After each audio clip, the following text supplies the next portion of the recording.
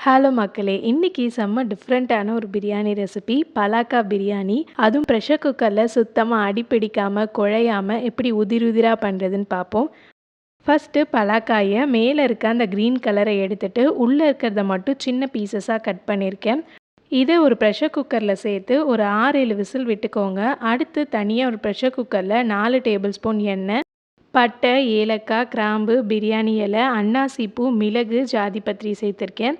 இது கூட 2 பெரிய வெங்காயம், 2 பச்சை மிளகாய், 1 டேபிள் ஸ்பூன் இஞ்சி பூண்டு சேர்த்து நல்லா வதக்கிக்கோங்க. கூட கொஞ்சமாக புதினா கொத்தமல்லி சேர்த்துக்கிறேன். இதோட 2 தக்காளி சேர்த்துக்கோங்க. கொஞ்சம் முந்திரி பருப்பும் சேர்த்துருக்கேன். நம்ம ப்ரெஷர் குக் பண்ணி எடுத்த பலாக்காய் இதோட சேர்த்துட்டு நல்லா மிக்ஸ் பண்ணிக்கலாம். 1/4 table spoon garam masala, 1 table spoon மிளகாய்த்தூள், கொஞ்சமாக தயிர் சேர்த்துக்கோங்க.